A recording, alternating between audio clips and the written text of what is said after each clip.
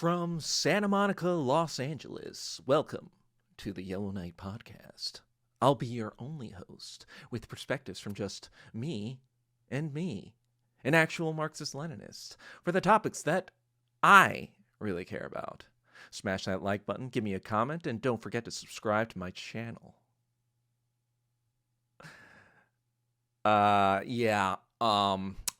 Yeah, so you might be wondering, what the fuck happened, Doug?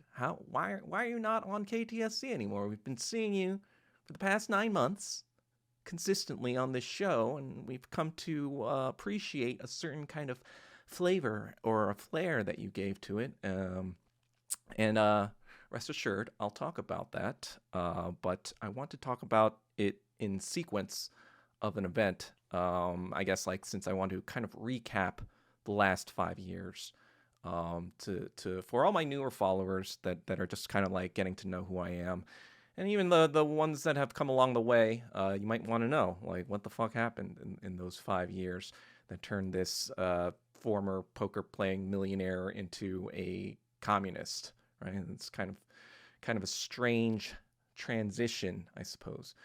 But I guess, like, I also wanted to yeah, I mean, I do feel like this 5 years, and I'll talk about that on a later episode, but I do feel like this 5 years, the past 5 years for America in general, kind of felt like a period of time that we are now kind of just getting out of after the Trump election.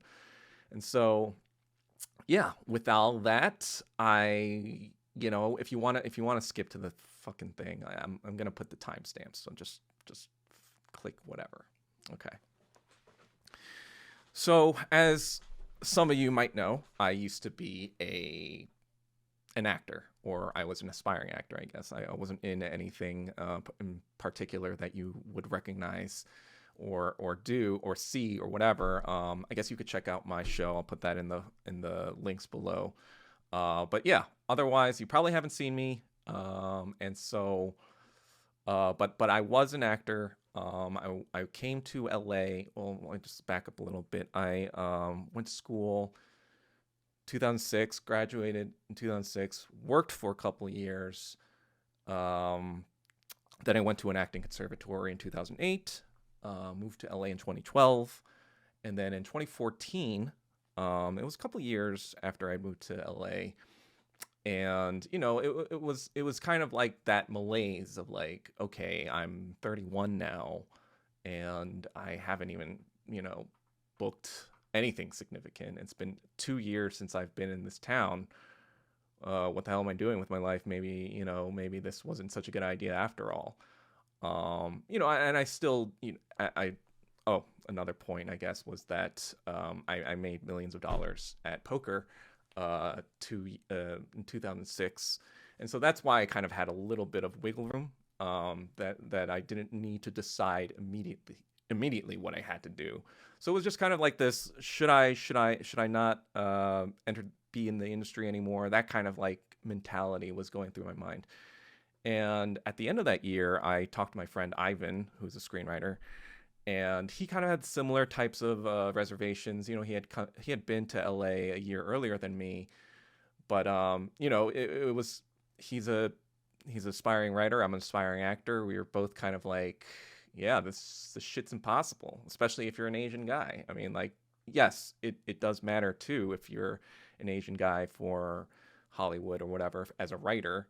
Maybe not as much, but it does still matter. So we kind of like made a little bit of a pact to go like ham for the next, like, 2015. So, like, we're gonna go ham, and like, we're gonna give it our all, and, like, if whatever we do doesn't work out, then yeah, let's leave the industry. So that was kind of like made at the end of 2014. And in 2015, I didn't even know what I was doing. I didn't even know what thing to make, or to make a movie, or to make a show or whatever. All I knew was that I was watching Louie CK a lot because I was depressed. I was at home just watching Netflix, just binging Netflix. I was watching his show called Louie. It's a self-titled show. It's unfortunate that he is, all that other stuff that happened later. But at that point, it was kind of like the big thing in Hollywood of this kind of show that was very, I mean, it was kind of like Seinfeld, but it was more like grounded in reality. It's like a show about nothing, but about like existentialism and like life and whatever. And it dovetailed into his stand-up routines and stuff like that. So I really resonated with that show when I was watching it. And I was like, oh, what if I made a show like this for Asian Americans? My idea was like, oh, I think Hollywood doesn't even see us as Americans or as, people who can speak English or people who can act even, or like, people with personalities. They literally, de-rank us in university rankings, because of personality scores, right? And so I was thinking, okay, if I show if I humanize the Asian American in a show and I do it as like subtly and like good as possible and like with all Asian, as many Asians in the cast and crew as possible, I kind of like wanted to make this very Asian American authentic product, no participation from like Hollywood in terms of like funding or like stuff like that. Like everything would be under my control. And so I was fortunate enough too to have the necessary funds as before to pay for such an endeavor. And so in 2015, I didn't know what I was doing. I wasn't a writer, right? I'm just an actor. So I actually hired a co-writer to help develop this pilot for me, or with me, I guess. And so at the end of the year, I decided we were ready to go. And so in 2016, we shot Just Doug in May. I think it was May of 2016. And yeah, I was when like at first I was, like I it's hard watching yourself, especially in a project that you paid for a lot of money for, because you're like, if this doesn't look good, I'm gonna like, it wasn't like like, it's usually hard for actors to watch their own shit in general, but to like watch it with the eye of like, oh my God, I spent, over $160,000 on this thing. Hopefully it does something, right? Or it's good, right? But I think after editing, I was just like, I personally was really happy with it. There's only a couple things I'm really happy with that I've made. That was one. My Asian American music video. I guess I'll link everything I mentioned in the description below. But yeah, so I really liked it. And so we started to, send it out to Hollywood contacts, apparently. So I didn't know what the hell I was doing. So I didn't know that in order to make a TV show at the time, right? This is 2016. So at the time, in order to make a TV show, you need a showrunner, which is basically a screenwriter that handles or manages the show. So for example, like Breaking Bad, the showrunner is Vince Gilligan. You need an established showrunner that can prove that they have a track record of building out, like, not just the pilot, but a series that can go on whatever. Like, and so they don't really accept TV shows from random, just like one pilot, random people who aren't even writers. And so I didn't even know that, but I was just trying to do something. I was trying to be like, oh, if you make something will happen. Like Girls, for example, came out of Lena Dunham making a feature, which I probably should have done, but I was, mistakes were made. But then, so I'm promoting the show in 2017, and I noticed kind of like, I don't know, it was this weird little thing where I feel like other Asians were mad that I had made this show. Like, they were angry that I had the privilege to make my own thing. So they were like, oh, I don't want to support that. That's just this, guy just like using his wealth to make a show or whatever. And like, I'm not going to support that. Like, let me support this, random Hollywood Marvel shit. that's made by all white creators, but this Asian creator guy, well, that he's privileged. He's not coming up through the system the right way.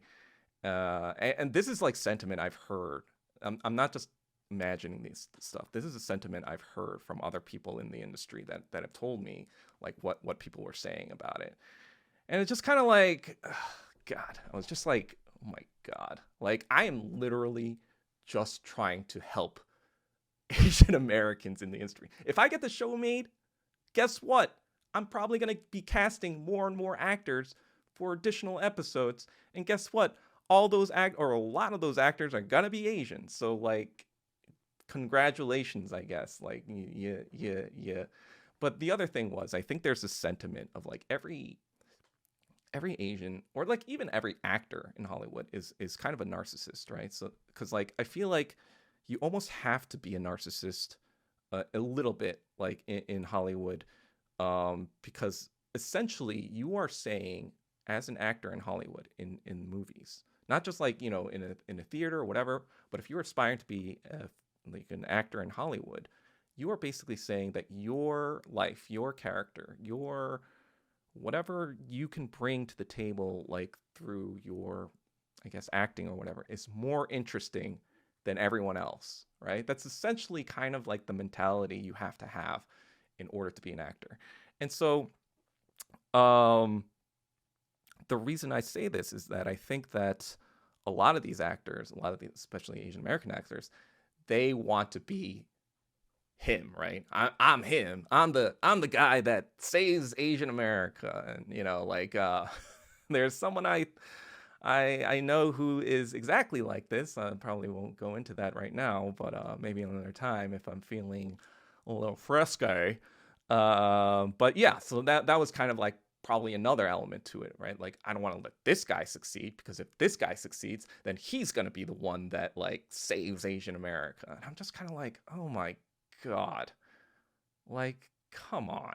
Like, all right. So then I'm promoting it, right? I'm promoting it. I'm sending it out to all these journalists, right? So what I did was like, I Google searched like,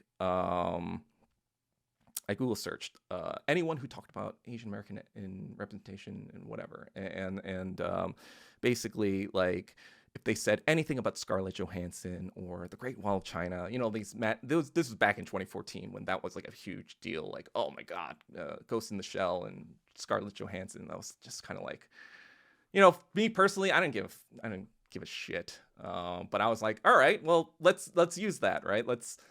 These journalists that are talking about this, they must be excited if there's an Asian creator making an Asian show, right? And so I actually had a friend in the Hollywood Reporter, right? I met her at Duke University. She was a fellow alumni, and I had sent her the show, and then she never even responded. Right? This is, well, okay, I'm not actually like a friend. I mean, I guess we were more acquaintances, but I guess point remains, I mean, we did get like a coffee together once. So, I feel like there was some sort of familiarity there. But I guess like what I'm saying is that like she never even responded. And then months later, when somebody else wrote about like the show and how good it was, she then watched it. And then she reached out to me, it's a little bit of a mea culpa, saying like, oh, I'm sorry I didn't watch it. Like, I must admit that like, whenever I get stuff from Asian creators, it's very bad and it's very shitty. And I didn't want to be in a position where I'd have to tell you that and whatever. And it's just like, well, fine, whatever. But it's just kind of like, you are saying that you are trying to change the industry, right? You are an Asian in Hollywood, and you write these articles where you're trying to change the industry, and it's just kind of like, what? Like, okay, so then in 2017, I guess my team and me, we decide, okay, we just need to try to release it and see what happens, and see how it does. So one of my, I guess another unforced error or mistake or whatever, I don't know. I didn't know what I was doing. This was totally unprecedented, I guess, and there was really no roadmap. And I do a lot of things differently again. Sorry, I keep repeating myself about that. But the in 2017, I look up that Facebook Watch or Facebook is having their own kind of like YouTube thing or whatever. And so since they were launching this thing, I was like, oh, if you are one of the first things on Facebook Watch and people are just checking it out just to see what it is, you automatically get a boost, right? So then I actually, I know Mark Zuckerberg from childhood, and I'll talk about that at some other point too.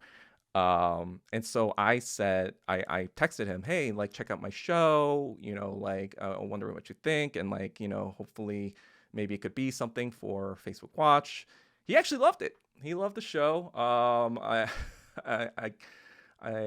forgot what he said exactly, but he was like pretty impressed about the show. And then like he sent it over to his team in Facebook Watch to kind of like take care of it or whatever. But I think the people at Facebook Watch, first of all, I don't think they had any idea what they're doing because, well, clearly, I mean, look at Facebook Watch today, nothing, right? But B, I think they thought it was like, oh, it's just the boss's. It was the same kind of thing as my friend, right? It was this, oh, it's just this boss's friend who made this like stupid show. Just put it on, like no promotion whatsoever. It was just like, oh, yeah, we'll put it on the platform, but there was no actual promotion. There was no actual thing. So I had to spend a little ad money to try to like boost it myself. But yeah, it just didn't take. I don't think Facebook was a good platform for it.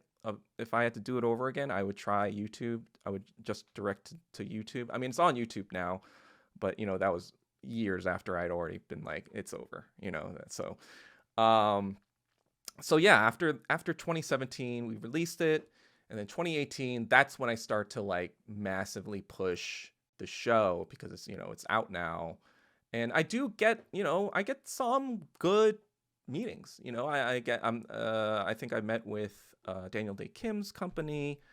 I met with some management companies, and I met with a decent amount of people in the industry. But I think at the end of the day, they didn't really want that concept, I guess, or I guess they didn't believe in the concept, which is fine.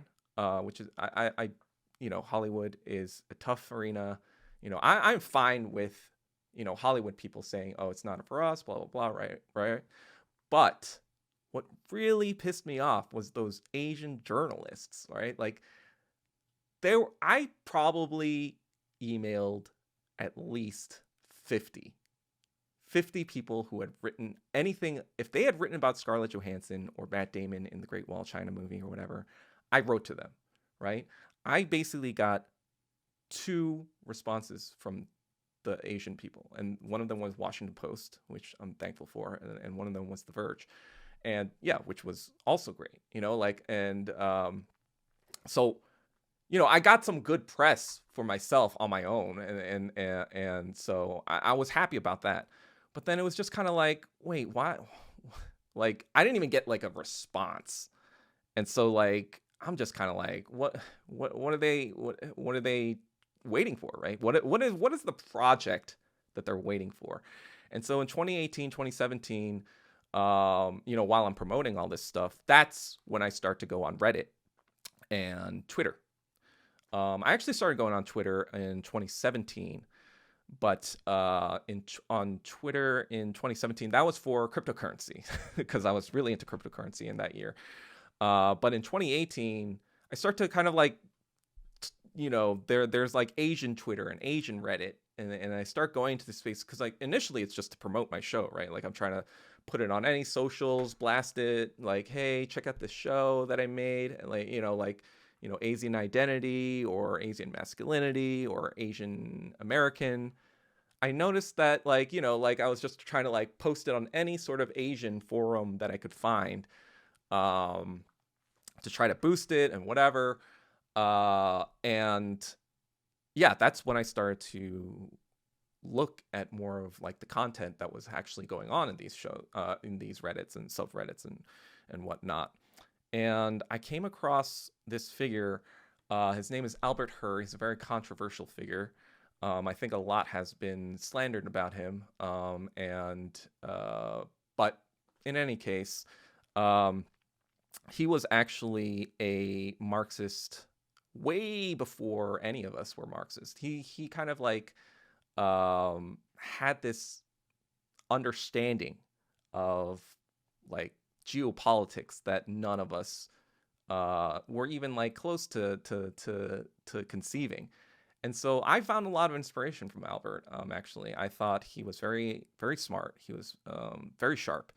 And I don't see that about a lot of people. And he was talking about, he was talking about Asian identity issues that and framing these things in a way that I'd never framed them before. I had kind of thought about stuff like WMAF and all this other stuff. But I, personally, for me, I'm not a bad looking guy, right? And, I'm 6 feet. Again, I'm a multimillionaire, like I said before. So, I'm not concerned about, WMAF because like, oh no, I'm an incel, right? It's just like kind of, oh God, it's just like so stupid, right? But no, I kind of was into what he was saying, and through him, actually, I met who I later broke with, but I met people from this organization called Plan A. So Plan A is this organization. They call themselves, I guess, this grassroots Asian American progressive organization. It started basically with a bunch of PMC liberals in New York City or Los Angeles in America, like Asian Americans from like very wealthy cities and, very bougie liberal, areas. Not saying that I'm not, bougie and liberal, but let's just make that really clear that this grassroots designation was very questionable. Anyway, it was started basically by this guy, Teen Sheng, and this woman, Jess Ree. So Teen Sheng is a lawyer whose father worked for the CIA.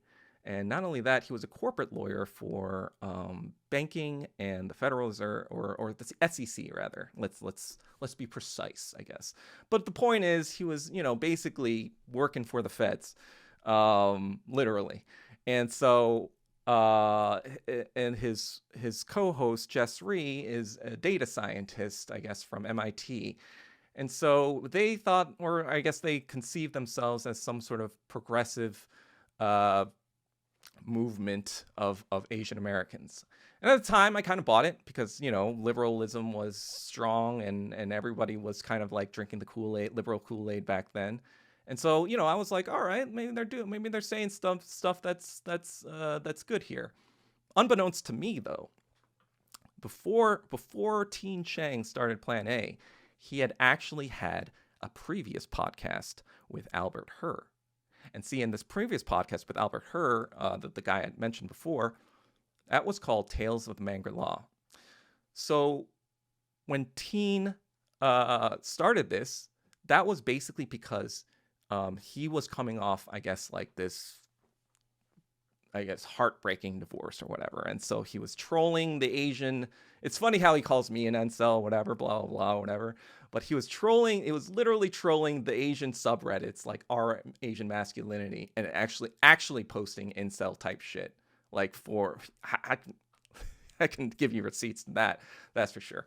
And so, what happened was when they were posting their podcast episodes, Tales from the Mangri Law, they would post them and they would chat with each other, but then all the comments would say, oh, Albert is, like the guy I'd follow. Like, he knows what he's talking about. I don't know if this teen guy, whatever, he doesn't really add anything to the conversation. So when that happens, Teen gets so mad, right? right? Because he can't handle that. So he decides to break with Albert completely and like that's why he starts plan A with Jess, because he thinks, oh, if I hitch my wagon to an Asian woman, not only will I get more visibility because now I'm more progressive since I'm not just a MR Asian incel, but now I also, get to control the situation without this competitor in my midst. So that was basically the start of Plan A, and they have like their stupid little like fucking liberals, like whatever. Anyway, what happened with all that with Albert, Plan A, and me and whatever was in 2018 was the Celeste Ng controversy.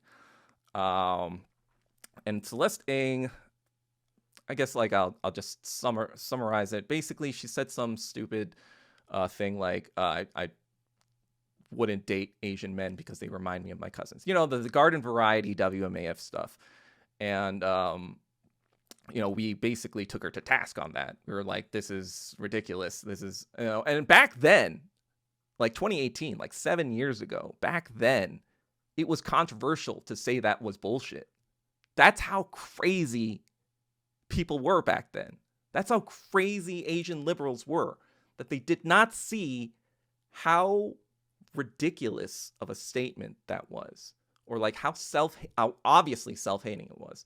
And later on, we were vindicated because, she turned out to be a bad art friend and sociopath about someone else's, a kidney donor and making fun of a kidney donor. And she's like a literal psychopath. And she basically, is irrelevant now because of all that drama. But the point remains, like, at the time, we had to kind of like retreat and go into the dark because like we had lost, I guess, the battle, because she had, 100,000 followers. She had, all this, media clout or whatever. So she could just like hand wave and call us all like incels and MR Asians, and everyone bought it. So then we kind of like, I'm just kind of like, all right, whatever. I'm still just trying to make it in Hollywood. I don't need this stuff in my life. And so I kind of bow out of that kind of stuff. And in 2019, that's when I kind of like was depressed, because not only am I bowing out of that, but I'm like, all right, I guess I got to follow my 2014 plan, that I made with my friend, and kind of figure out what else to do with my life. Like, I was really depressed. I remember my mom telling me, you're always good at studying. You're always good at reading. You're always good at thinking. So why don't you just start reading and, just figure it out. And so I was like, okay, that's something to do. So I bought a bunch of books from, what did I buy from? I bought a bunch of books about like tech titans, right? Because that's what I was very familiar with technology, the tech industry and stuff like that. And I was kind of like, I obviously bought books about the industry, right? Like about Michael Ovitz or Bob Iger, the people, when I say the industry, I mean Hollywood. And so I read about that. I read about, tech bros, and like, 0 to 1 from Peter Thiel, like all this, biographies about Steve Jobs, and like kind of like figuring out, okay, maybe I should go back to either business school. So I called up my friend who went to HBS, just kind of asked her a lot of questions about it. And I started picking up, picked up a Python book, just started messing around with coding again. I used to be a computer science minor. And so in 2020, at the end of 2019, I decided in 2020, I am going to study for the MBA, or study for the GMATs rather. And then I would, also practice Python, right? Like in case I wanted to go into coding or whatever. So I was doing that, right? I was going to do that. And then 2020 happens, and then Kobe dies in January. It doesn't seem like a significant event now, but back then it was kind of like, oh shit, because like it was a helicopter accident, and Kobe just retired in 2018, I think. And so for that to happen like immediately, and especially when I'm living in Los Angeles, it was a huge thing. And I was like, well, 2020 probably isn't going to be a good year. And unfortunately, I was very correct about that. But then, so a month later, in February, we start here. I don't know if a lot of people even remember this, but, as someone who's terminally online, I was like seeing a lot of reports about this mysterious virus in Wuhan. And everyone that I knew that was pretty intelligent and, like that I trusted and whatever, they were saying this is going to be bad. And I was just kind of like, I don't know, I was just kind of like, all right, I guess we got to brace ourselves for what's going to happen. We I didn't know anything, right? So in March, it's funny because I actually go to March for my friends. I think his son was having a first birthday party. And so I was having it, I went to New York actually in March. And then right as I'm, in New York, there's reports of the first kind of virus that's there. I'm like, oh shit, do we have to stay indoors, blah, blah, blah. Am I going to be stuck in New York? Fortunately, I make it back to LA. And then right after that, they shut down all flights and all stuff that's going on. So immediately I'm like, oh fuck, this is crazy, right? I mean, and so actually when that started happening, when they locked everything down, I started making videos for the first time. So I think it was just kind of yeah, I don't know what it was, but I was just kind of like, I want to document this. I want to document kind of what's happening, so I would just go on, I would drive around in my car, and just talk to the car, or talk to my phone and just kind of make these videos. So that was kind of that was actually I guess the first attempt at my actually, no, I had a, I had a podcast before with another friend. So that would have been my second attempt at a self podcast or whatever, where I guess I thought it was going to be a historical moment, and that maybe if I documented every day, there'd be something cool to that I was just trying to be a creator, I guess, back then. I wasn't trying to really be political. But that kind of all changed at the end of March when there was a significant hate crime in Texas. There's this family that was slashed by this Hispanic man in Texas, I believe. And it was a literal 2-year-old. His face is just slashed on the side. And I immediately am like, yeah, the virus came from Wuhan.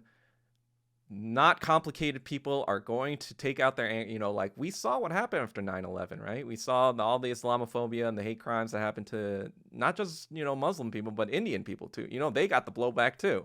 Indian people got racist, shit in the same way, a lot of people are like, oh, well, it's just China, right? And they're like, well, yeah, well, we see Filipino people getting slashed too. And it doesn't fucking matter if if you look like this, you're going to get hate crimed. That concept did not enter the Asian diaspora mind for the longest fucking time. All right, I digress. Anyway, so I immediately am in kind of I need to know what the fuck's going on mode. So I immediately order the biography of Malcolm X. I guess this is going on from carrying over from my 2019 reading all these books to 2020, where I'm like, all right, well, now I need to know what's going on here. So I read the autobiography of Malcolm X, MLK's biography. It was more kind of a collection of his essays and stuff like that. And there was the Making of Asian America, to kind of get a sense of how all these different diaspora people came to America. And I was just going into the fucking tank and reading everything I could to understand about racism, right? I don't want to talk about this fucking white fragility nonsense that the liberals keep, that was also one thing I noticed. I'll talk about that when we get to Black Lives Matter. But basically, yeah. So I was doing all that, and I write this article actually for Next Shark, about like I'm seeing this trend of like minority violence, and I kind of try to like write this balanced article about like how race relations developed over time and like stuff like that, trying to be like, hey, let's stop fighting us, let's work together here, we're not your enemy, please stop killing us. I tried to take a very rational, reasonable role in the beginning. I didn't go from zero to fucking crazy, okay, overnight. It was a 5-year process that I'm going. I guess the 5 years is starting right now. I guess the first part was the first 5 years or whatever. But no, this is really the first 5 years, where basically that was I was getting a little bit of traction with that stuff until Black Lives Matter, right? So then in June, I think, of that year, that's when the George Floyd incident happens, and that's when everything that's when it takes over the news cycle completely, right? I actually went to Black Lives Matter protest myself, so, yeah, I had some liberalism in my, I wasn't born from the womb a communist. I didn't know all the Marxist Leninism from the womb. I had to learn all these things. I had to, I'm self-criticizing right now. Yes, I was a liberal, or I want to couch that. I have never voted for a Democrat for president in my life, and I am proud to say that I never will. So I am not a liberal ever. I was never a liberal, but I guess I had liberalist or leftist leaning tendencies, right? And so I marched for Black Lives Matter, but I noticed, yeah, and at first actually I was like, oh, this is an opportunity for Asians to be like, hey, yes, let's work together for racial justice and get like dismantle capitalism and all this other stuff and whatever.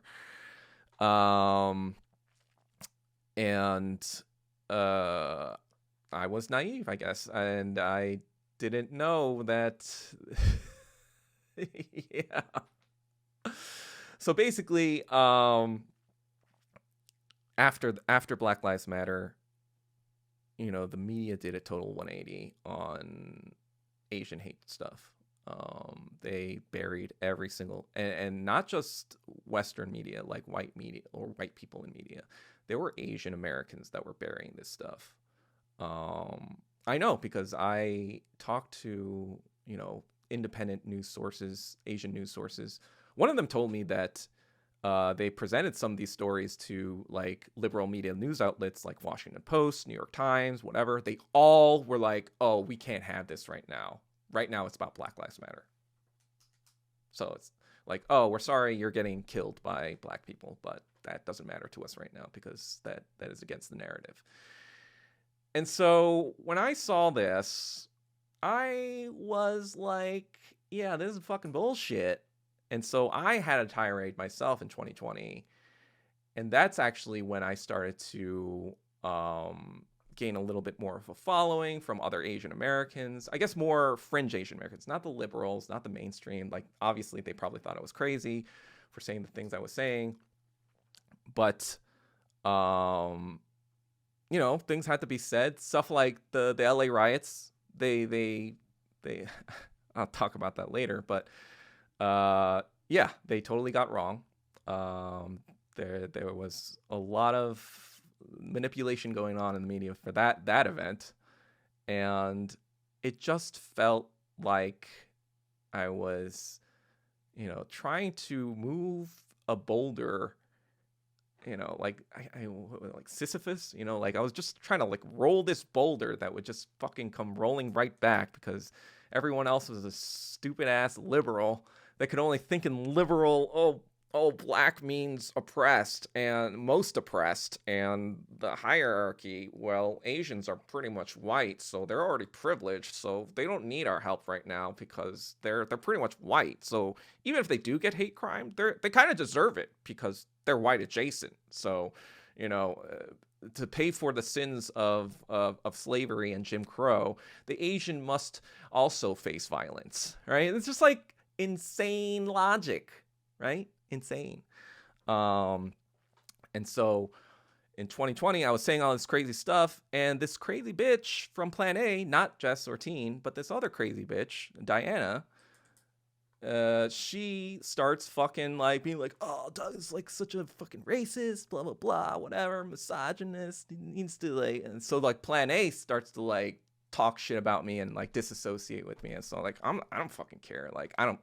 First of all, I never actually thought they were doing anything significant. Let's get that fucking clear. All right, let's get that fucking clear.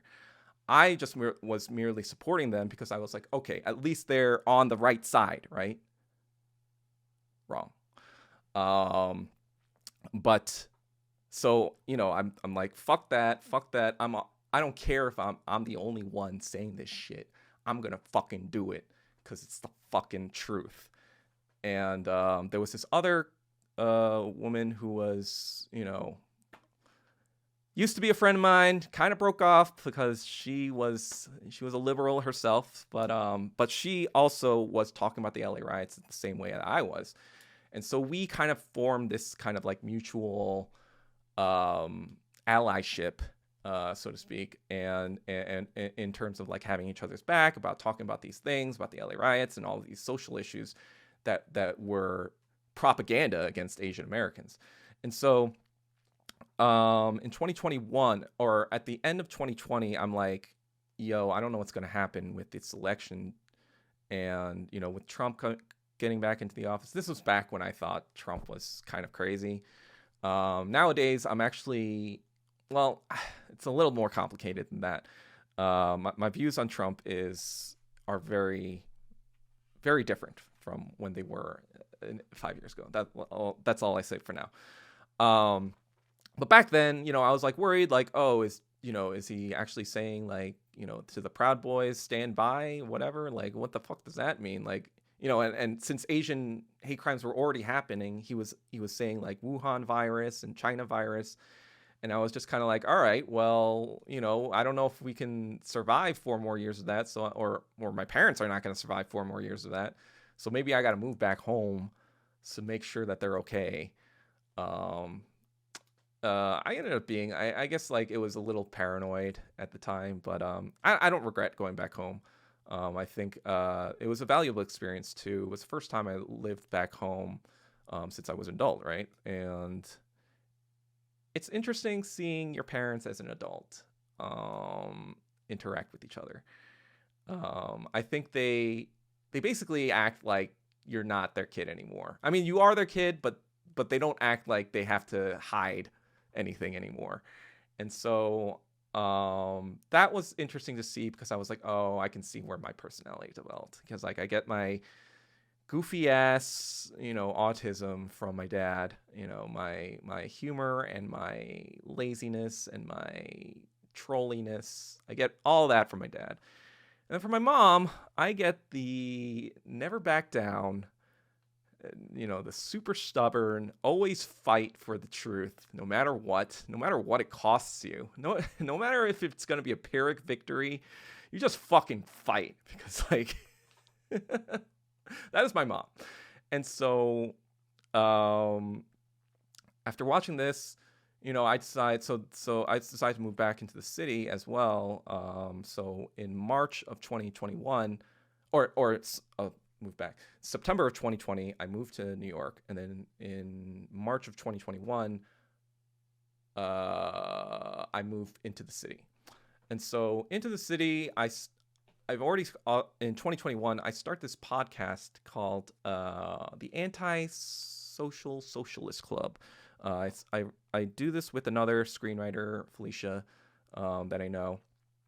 And by the way, to anyone in Hollywood listening to this, Felicia does not have the same views that I have, and so do not associate any of my views with her. She is independent person. Anyway, so we start this podcast and we continue into March. But then a couple weeks later, the Atlanta shooting happens, right? The spa shootings in Atlanta. And this was a shooting where a bunch of Korean women were killed by this one white shooter. Korean and just Asian women in general, that were working at these massage parlors.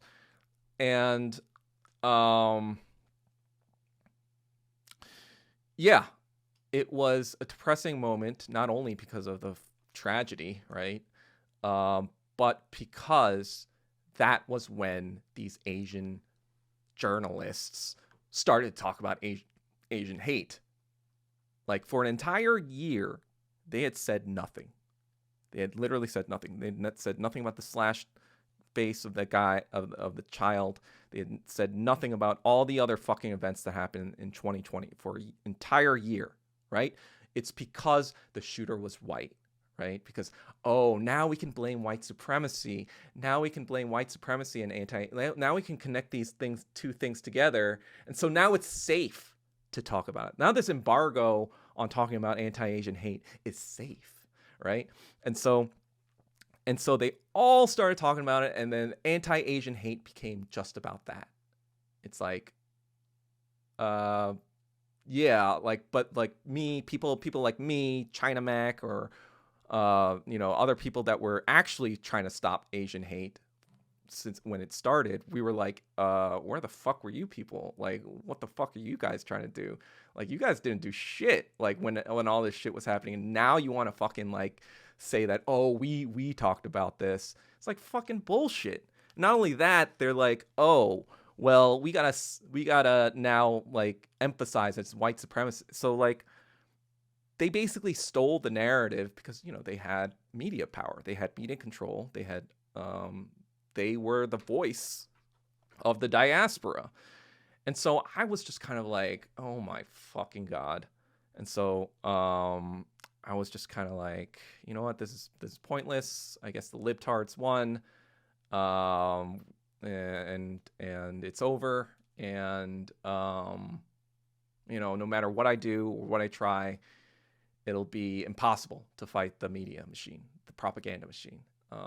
Maybe I should just stick to my original 2020 plan. Go back to data science. Do some. Yeah. I actually started to take a data science class again.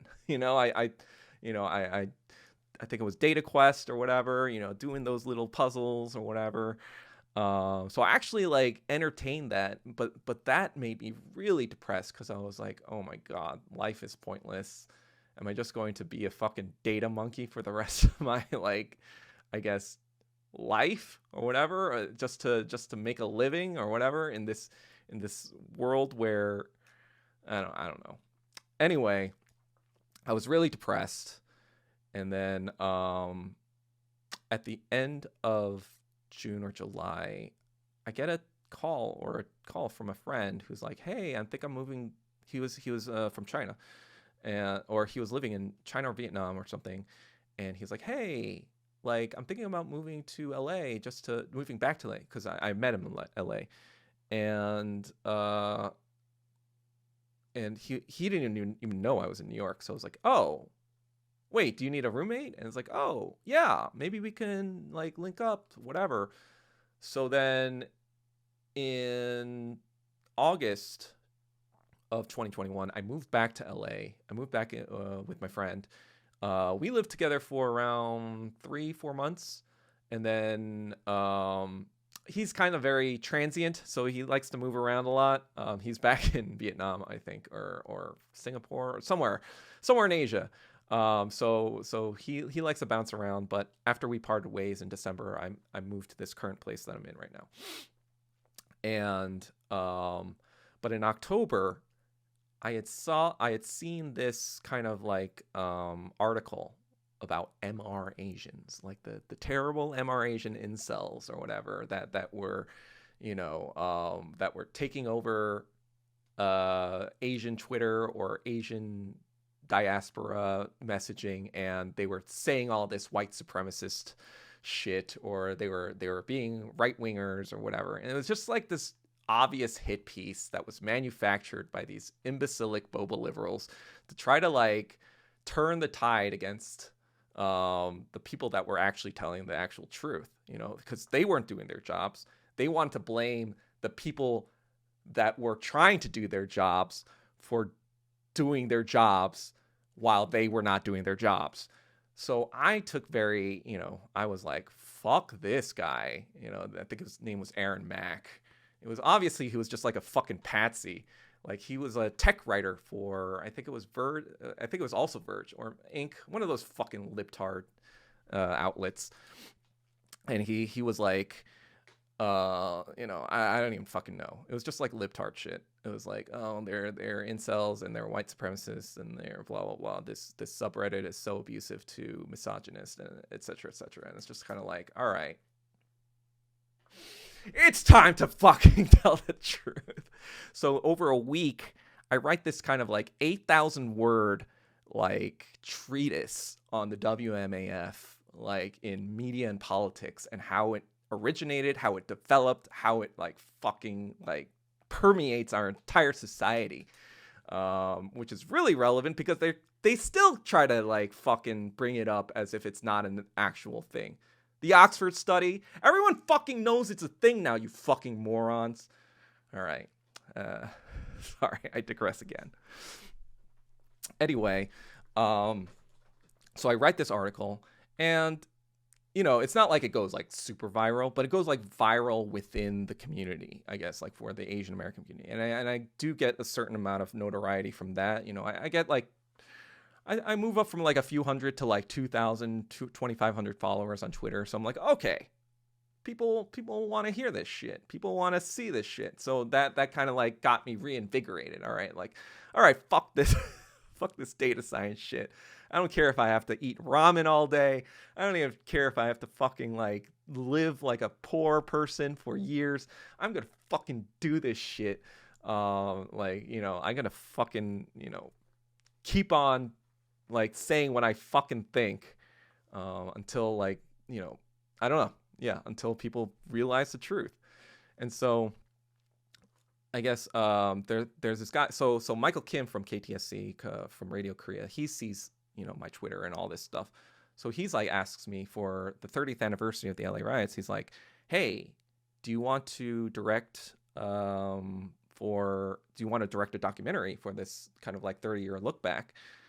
And I was kind of like a little hesitant. I was like, oh, well, I've never directed anything before. I don't know if I can do that. Well, he was like, well, you're the only person I can think of that can actually maybe pull this off. So this was in February, mid-February. So I had 6 weeks to conceive of and develop a documentary and get it ready for April 29th, right? Saigu.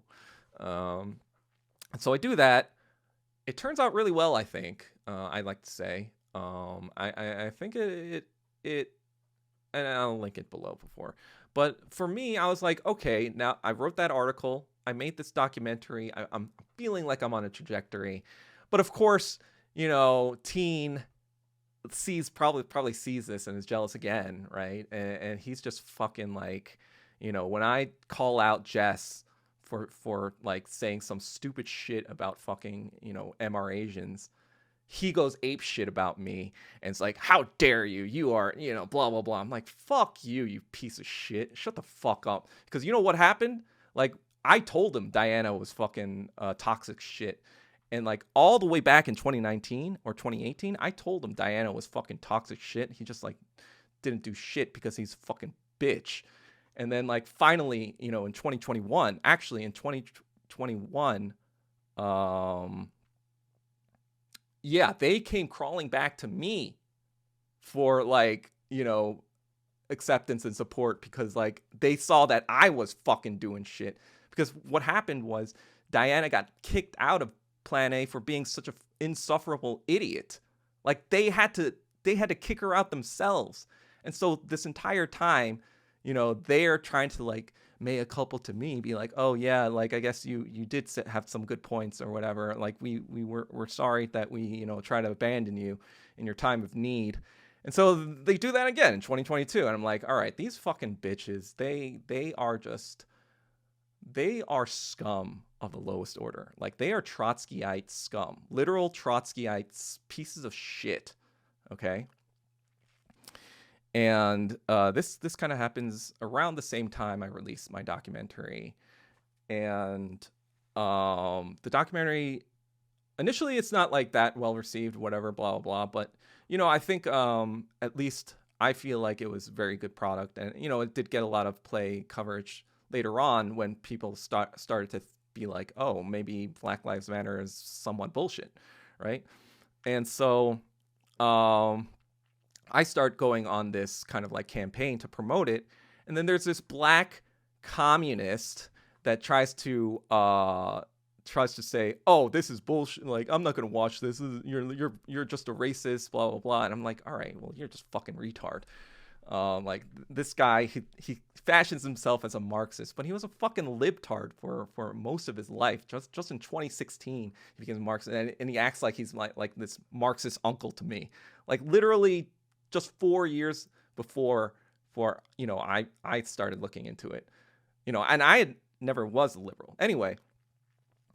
So he goes into it, and he's allied with Plan A or whatever, and so they start this whole fucking like circle jerk against me, and then but I'm kind of like, whatever, I don't fucking care, because like I go to Vietnam and Singapore, right? I'm very excited because it's my first time in either of these countries, and I wanted to kind of see what a communist country was actually like in person.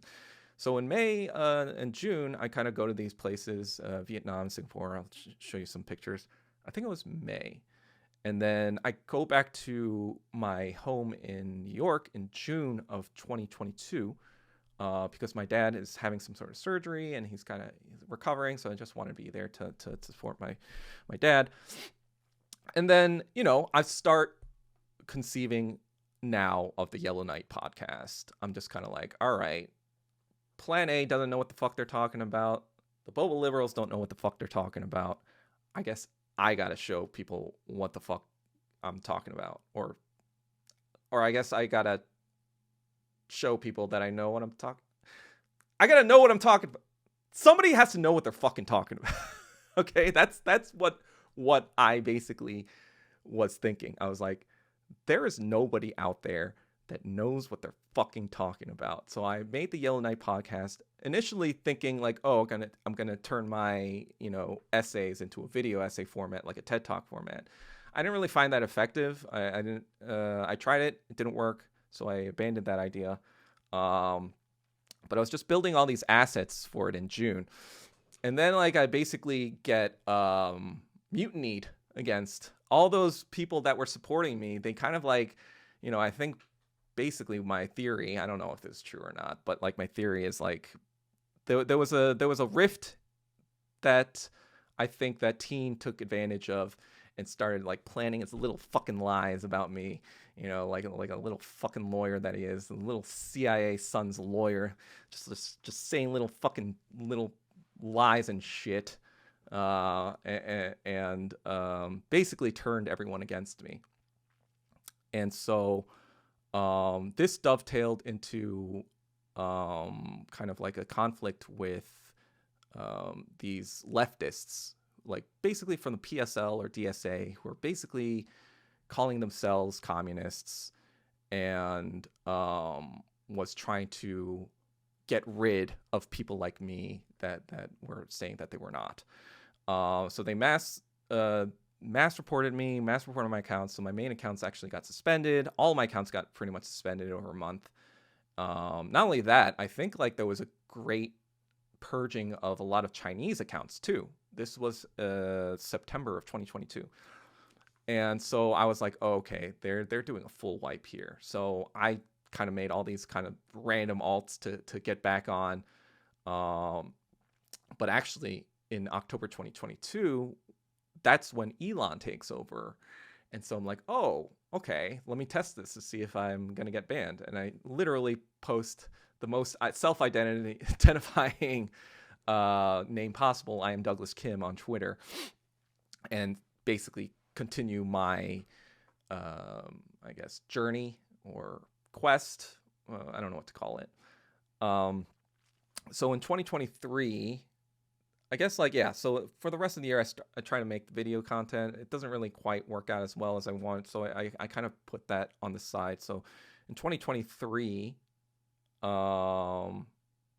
happened in 2023?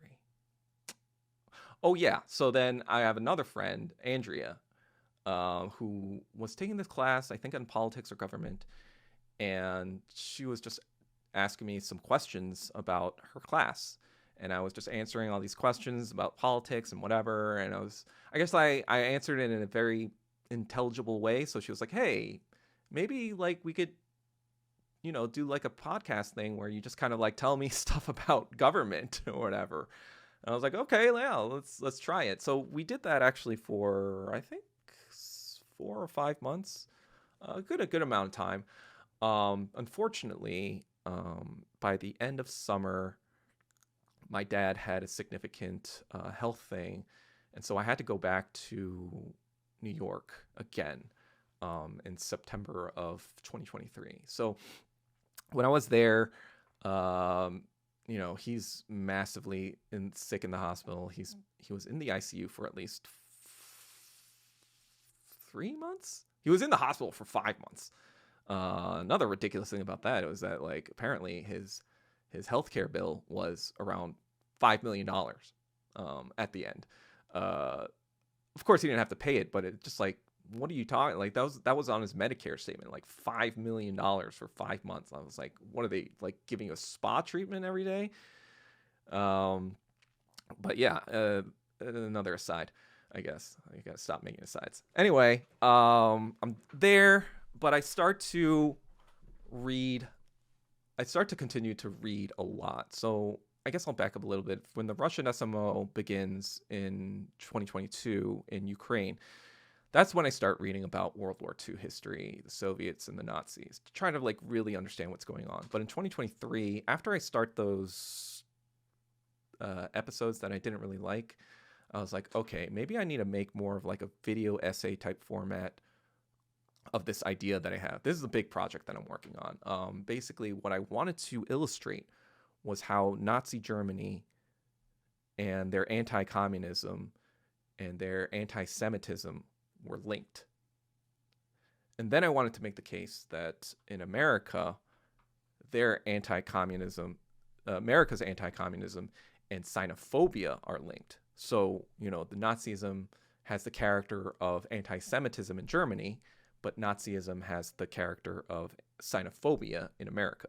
So that's the case I kind of wanted to make and whatever. And then as soon as I started reading more and more, I kind of was like, oh man, there's a lot more to this story than I realized. So I kept just like reading. Like after I read like about Hitler, I was like, oh, well, I got to read about Goebbels. I got to read about Himmler. I got to read about, Stalin. I got to read about the money, the Wall Street money. I got to read about, the philosophers that talked about this. I got to read, all this other. I'm still reading.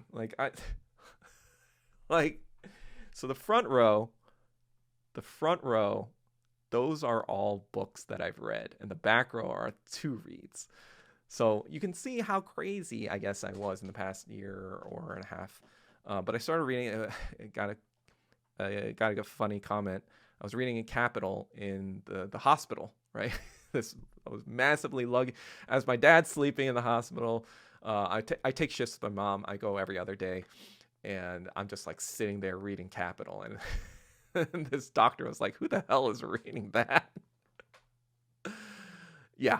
I just had to learn about the rate of profit falling, right next to my dying dad, I guess. He's not dead, fortunately. He survived. But anyway, I was reading, and I realized I wanted to, it was funny because in 2024, I was like, all right, I got to make 4 documentaries. But then every single time I was like, oh, there's more to this story. I will make at least 1 episode to this thing this year for sure, guaranteed. So 2024 total wash. I end up making 0 documentaries. But yeah, so in 2024, I came back to LA at the end of January from, my dad was finally fine. He had surgeries in October, and then he recovered by the end of January. So I went back home, and like I said, I planned to make 4 documentaries, but the scope of the project just kept increasing like massively. And so in 2024, that's when, I still have a pretty good relationship with Michael Kim from KTS, or not KT, Radio Korea. And so he's kind of like, so in 2023, actually, he actually brought me on this show called Culture Shock. And I did like a little bit of a talk with them. I guess I'll link that too. But then, yeah, so in April, he wanted to revive K-Town Social Club. So K-Town Social Club was, I guess they started it in 2020, but kind of like the same idea as me during the pandemic, right? Like trying to make a show during the pandemic about being in the pandemic. And so the early episodes are pretty much kind of like more, I don't know, they're smaller or whatever, but they kind of stopped pretty soon after that. So there aren't actually a lot of episodes prior to when we restarted it. And so when we restarted it in April of 2024, it was me and Michael and Michael Wan, who left later on. And I think it was Ed. I'm not sure if it was Ed immediately, but I think he was there pretty early as well. And so, we were just trying it out. Michael Wan came from a previous background in journalism. He was kind of a interesting character. I would describe him as the Korean Alex Jones. He's anti-establishment on the right is what I would describe Michael Wan. And so he had an interesting point of view. And then, obviously Michael Kim was the CEO, and he had his own views, and Ed, obviously was on the show as well. And so Ed was kind of more of like the leftist leaning person. And then, I guess Michael Wan was more, I guess, the right leaning person. And I'm the communist that kind of like talks about more communist related things. And, Michael Kim was more of, I guess, the moderator of that dynamic or that show. And so we do that show for a good 4 or 5 months. And then, obviously, Michael Wan leaves because, well, I don't want to get into that. It's not that complicated. I mean, Radio Korea had to make budget cuts, and they could only pay for him part-time, and he decided to leave. That's not that bad, whatever. But then, so, we were still looking for a 4th person, whatever. But ultimately, I thought the character of the show was basically like Korean people, or just like even Asian American like show that just talked about actual geopolitics on like an intelligible level. Obviously I had disagreements with Ed. I had disagreements with Michael Wan. I had disagreements with they made a Kim verse, everyone, like, but it wasn't like we took it personally. So that's not why I left. Me and Ed are on fine terms. We went to Hawaii in November, and we got to know each other a lot better. And we understand that it's a show too, and you're trying to make it a little more juicier, a little more dramatic for content as well. So we kind of understand, like, he's an influencer as well, so he kind of understands that, like, you kind of have to be a little bit more to get the message across. So, like, yeah, me and Ed are fine. And so that was not what happened. So what happened is let's see, what do I want to say about this? I want to be very careful about what I say. Oh, I guess before that, no, I'll just finish this since the timestamp will, and then I'll talk about that. And so, we have our Christmas break, right? Before that, so I'm also doing a lot of stuff for KTSC as well.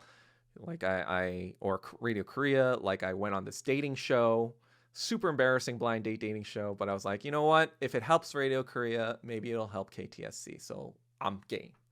I'll do it for, KTSC, right? So, there was that, and then there was this impromptu reporting thing at the Korean consulate about the protest, about Yoon Suk Yeol.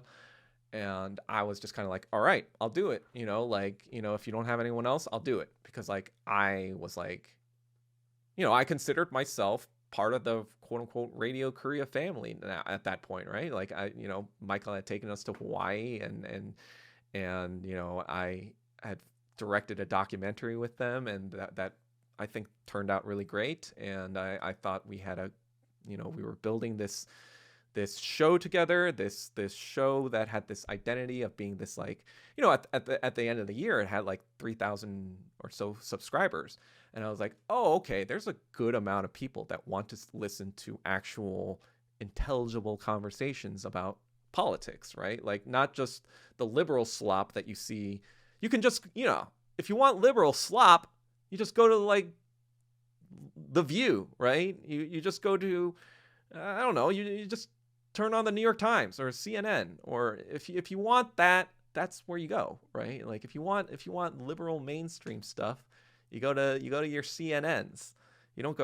Unfortunately, you don't go to, I don't think people go to K-Town Social Club for that, or will, but maybe I'm wrong.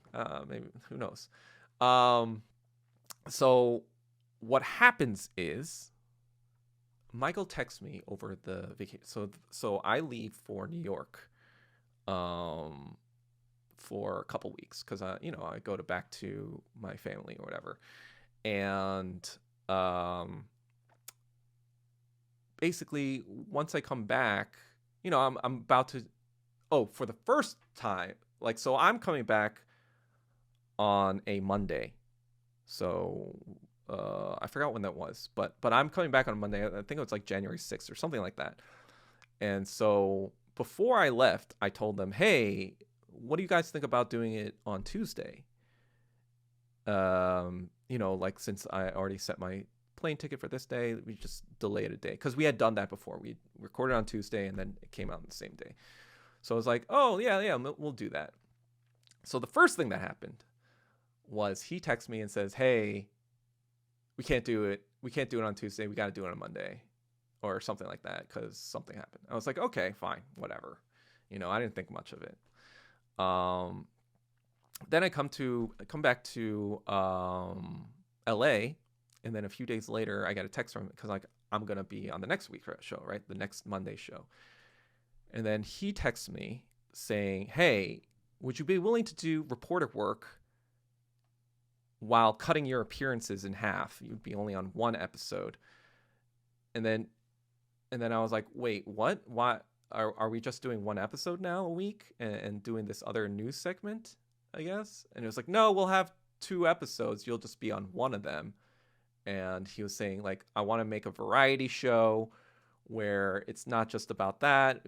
We'll do, I don't know, just I guess one of those, I guess, Asian variety shows or whatever, where they do food stuff and all this kind of stuff, whatever.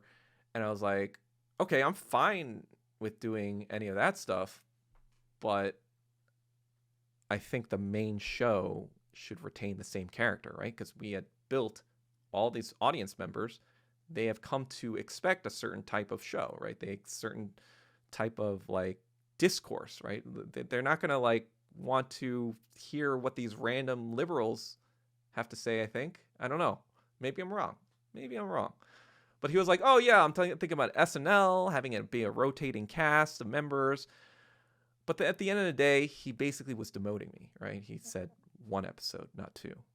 And he was changing the character of the show already. Because if somebody's like, oh yeah, I saw that KTSC episode and it was just a bunch of liberals being liberal. And I was I don't want to be associated with that.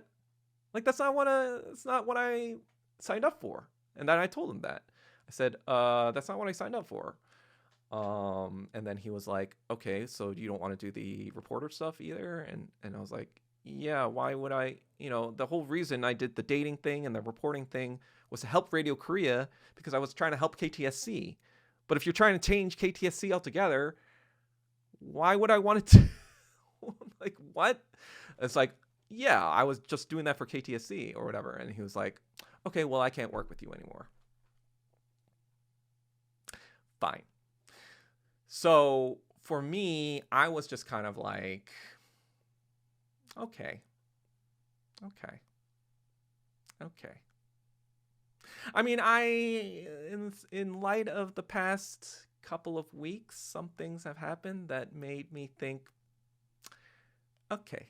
Initially, I wasn't going to say anything. Initially, I was just going to let bygones be bygones and, like, whatever, like, move on. But I suspect that perhaps my booting was possibly engineered by, I don't know,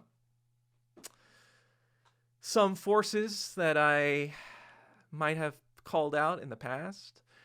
Anyway, I don't want to get too specific into this because that's, I want to remain a little mysterious about what I'm trying to say here. But then I thought about it again a little bit more. I guess, like, overall, I just felt betrayed. I was paid almost close to nothing. I just got my W-2. I think I was paid $17.50 for like 70 episodes. So 70 hours of work, $17.50. Yeah, it's not that bad. It's like $20 an hour, $30 an hour. Anyway, yeah, so I was not getting paid a lot of money. Basically, it was money he gave me because I'm currently without car, so he gave me to pay for Ubers, to pay for my per diem, I guess. And so, yeah, I guess he technically paid me, and it's technically his show. But I felt like I had put a lot of my own sweat equity into the show myself, for 9 months, right? I literally rode the bus back and forth to Radio Korea every week. And then, I feel like not just him, it's not just his show, right? It was me, Ed, and his show, right? We three, I feel like, built this show together. So to me, I was just kind of like, why are you able to make wholesale changes without even talking to us, without even consulting us, without even asking, like, what we think about that decision, right? So that's why I was just like, bijasud.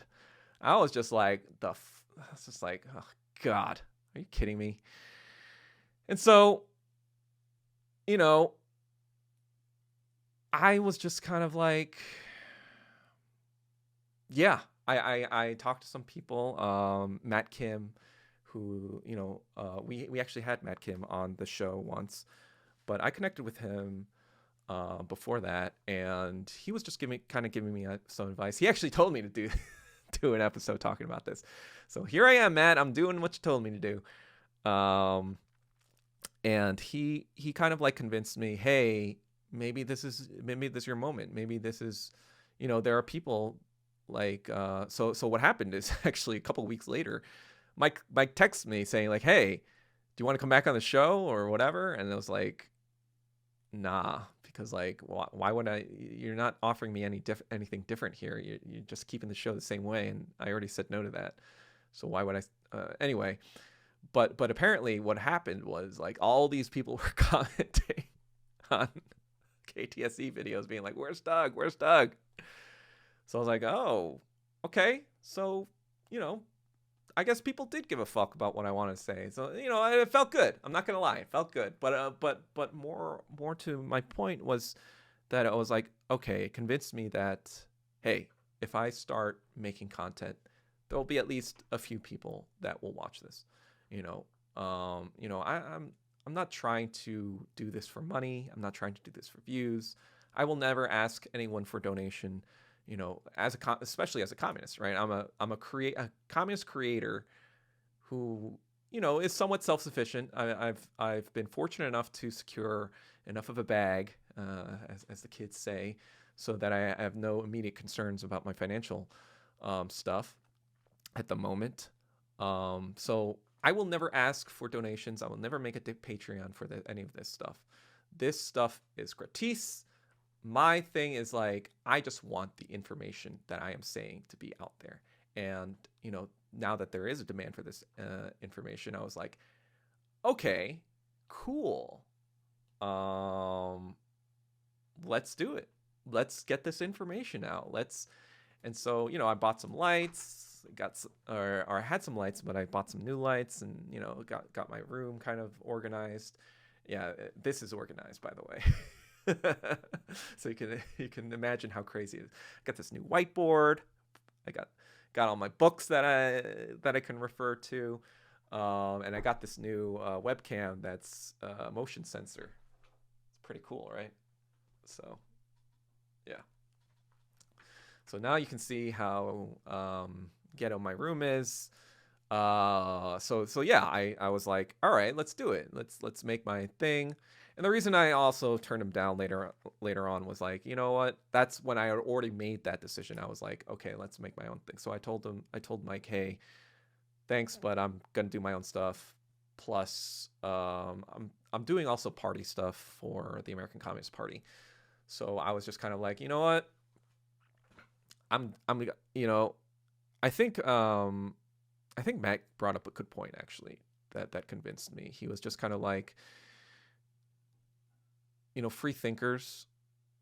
His brand is like being a free thinker, and I guess he thinks I'm a free thinker. But he was basically saying that like free thinkers can't be part of any sort of media establishment. They can't be tethered to anyone because eventually they're going to butt heads with the person who controls that entity, because they're going to say something that person doesn't like or whatever the case may be. There's just going to be, they're going to want to maintain some sort of sense of control over you that you are not going to like. And I was like, yeah, Matt Hyung was probably right. Like he, I was kind of like, ultimately that's true, right? Like I tried my hand with the Boba Liberals. I tried my hand with Plan A. I tried my hand with these guys. And I think a lot of it was just fear of like, hey, if I just go out on my own and nobody watches me, it's going to be so embarrassing and so stupid, and I'm going to look dumb. So I got to like at least like try to have someone come along with me to make this less awkward. Like even now, I'm just like self-conscious. I'm like, fuck, I've been talking for an hour, 22 minutes and 32 seconds. Am I fucking boring these people? That's why I had the timestamps, so you can fucking go to your timestamps and whatever. I didn't actually think this was going to be this long. That was the other anxiety, right? I was like, am I going to even say enough to fill an hour or 30 minutes? I guess now I know which end of the spectrum I am of that. But I guess like for the longest time, even like throughout Hollywood, throughout the past 5 years, throughout, even my childhood and adolescence, I always felt like as an Asian man in America, nobody gives a fuck about you. Nobody gives a fuck about what you have to say. Nobody gives a fuck about what your politics are.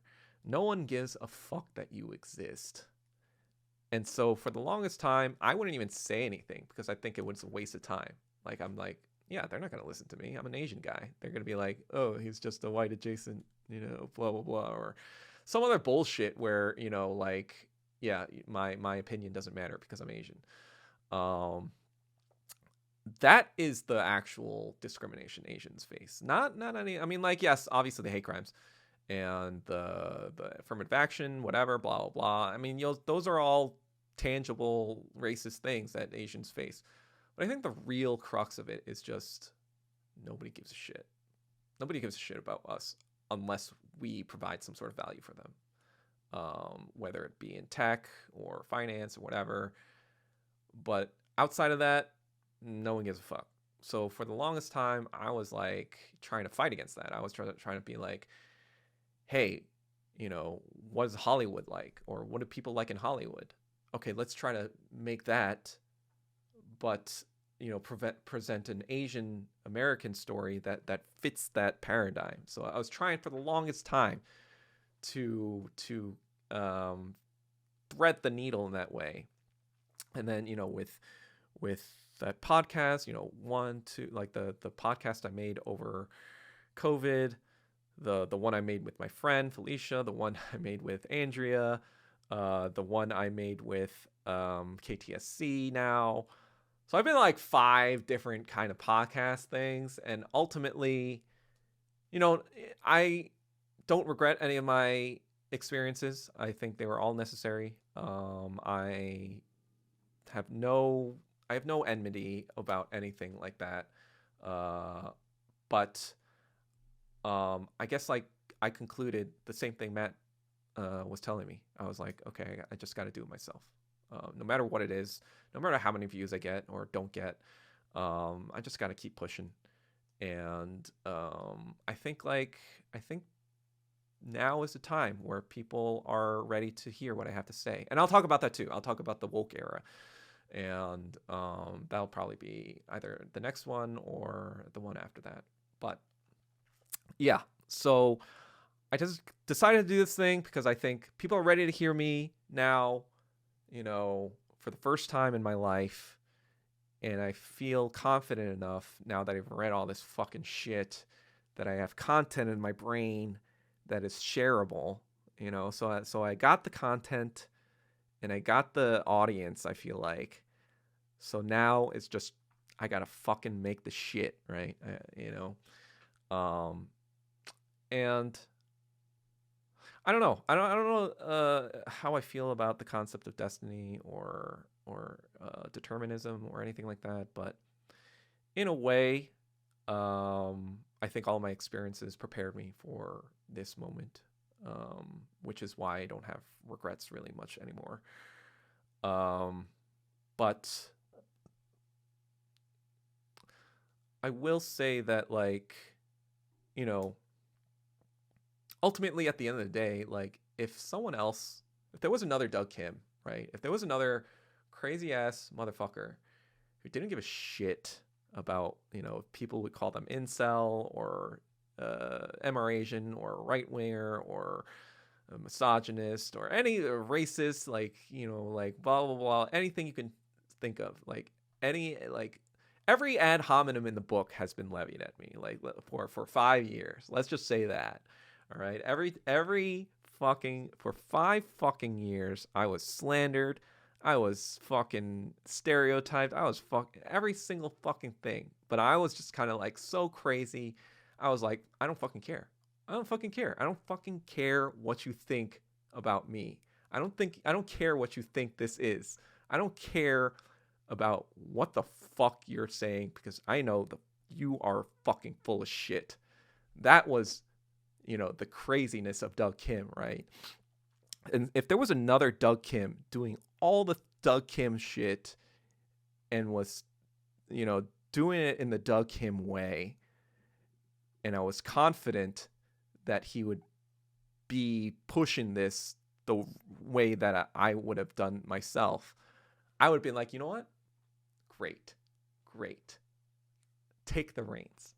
I would be more than happy to go back to my life of trying to make films and trying to make art and music and kind of like just enjoy. Like, for me, like, I kind of have the opposite problem of Jackson Hinkle, where, Jackson Hinkle is banned from all these platforms, and so he can't even make money. I have enough money where I'm actually a class trader right now. Like, it is not in my best interest to promote what I'm promoting. Like, I, have enough wealth where I can just fuck off, right? To wherever I want and never think about any of this ever again. Why would I put myself in harm's risk with the fucking feds or anything else, if I didn't actually truly believe in what I was saying? So I guess, like, yeah, if another Doug Kim I would quit tomorrow. I'd be like, you know what? You got this, bro. You got this. I wouldn't quit the party. I'd still be in the party, but I would be like, you know what? You take the reins. I'll just be a foot soldier. I'll just be, rank and file. I want to do my own shit. Like, I always joke that if in the new communist America. I just want to be their propagandist in the propaganda department, making films, making movies, just give me money to make like shit or whatever. But yeah, unfortunately, that's not the case. And I guess there's that duality to it, right? Like thinking you were destined for this, but also maybe you don't want to be this, Like I always joke that I feel like the Jonah of Asian America, right? Like trying to fucking be like, you know what, these Ninevites, they don't know if the fuck they're doing. Why should I help them? And so I'm just kind of like, yeah. So I do have conflicting thoughts about that stuff, but ultimately, as Kant would say, I do feel like I have a duty to at least see this through. At least see. So my idea is more like, I believe that the ACP is the only hope for communism in America. And so if I do think that the ACP is going to crumble or fail or whatever, that's when I would probably think about, all right, it's over in America and get the fuck out. But until that happens, you're stuck with me. But yeah. So this show, I guess this will be the weekly. I don't know if it's going to be twice a week yet. I just want to keep it easy. Just do it once a week, just so I can stay consistent. It'll be coming out on Tuesdays, and what else? Yeah, I mean, if you have topics you want me to talk about, I want to make this like that's the other thing I wanted to do too. Like, since there were audiences that wanted to see me, presumably they have topics that they want to hear me talk about. So if there is a topic you wanted me to talk about, feel free to put it in the comments. Find me on social media and at me or whatever. Or yeah, I'll provide the email, the yellowknightpodcast@gmail.com if you want to email me a question. And yeah, I'll talk about that. Or yeah, maybe I'll have a Q&A section of the show where I'll talk about that. Yeah, but I do want to make this kind of more interactive. I may do a stream at some point. I'm not that comfortable with that right now, so I kind of like figure out what I'd want to do if I did a stream. And yeah, I'll still be working on the fucking documentary. So it's gonna be, I guess I'll talk about a little bit about that now. It's gonna be a 2-season documentary. So in the style of Engels, when he's talking about socialism, scientific and utopian, he kind of traces the transition from feudalism to socialism, right? So there's like this scientific historical materialism he's attempting to do to show how feudalism developed into capitalism, right? In the same way, I kind of wanted to choose World War II as the focal point of the focus of the documentary, and basically say, like, how did all of the major powers get to that point? And so it'd be talking about Germany, obviously. It would be talking about France. It would talk about England, Russia, Japan, China, and the United States. So that would be like 8 episodes plus like a introductory overarching episode. So I think that would be like 9 episodes or so. And then there would be World War II, which would be its own like kind of transitionary into season 2. This is kind of like, this might change, but this is like what I was thinking. And then season 2 would just be about the Cold War and really about the trifecta of Russia, China, and the United States. And then kind of like, and then after 91, I'll be talking about kind of like the new Cold War era. Like, to me, there were 3 Cold Wars. Like, the initial one was between the UK and the Soviet Union, basically from 1917 to 1945, and then the United States took the helm in 1945 to 1991, and then in 1991 the Cold War just became, well, it was more like 10 years later. It was, the Cold War pretty much started like in the early 2000s with China. And I guess I'll talk about that. We'll obviously I'll talk about that in the documentary series. But yeah, that'll be that. I'll still be working on that in tandem, so don't worry about that. I'm actually thinking of also putting in some possible production value into it in terms of money or whatever. So I guess I'll correct myself. I may ask for stuff to, just take care of any sort of production costs, whatever. I'm not trying to make a profit. If I do make a profit, I will donate or whatever, any of that money. I just kind of like want to, like this camera, whatever. I am doing a lot of this stuff for free, but if I am paying for production value stuff, some support would be great. Because like, I don't know if people know this, but like production value can be pretty expensive, but very, like conducive to like sharing a message.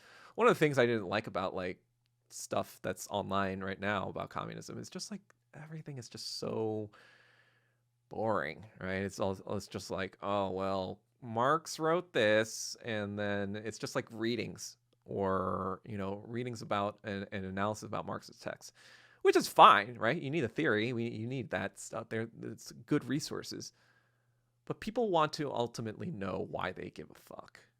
And I think with this project, that's what I'm attempting to try to do. I'm trying to be like, this is why you should give a fuck, because everything that happened because of X, Y, and Z, and it's going to happen again if we don't do anything. Yeah, that's my biggest thing. I'm like, we need to stop World War III from fucking happening. Like, I don't think people understand nuclear holocaust. Anyway, I feel like I've been rambling on way too long. So I will catch up with you guys next time. Hopefully you liked this episode. Probably we'll have to come up with a different intro, as fun as trolling my old show was. But yeah, that's it. I'll see you guys next time.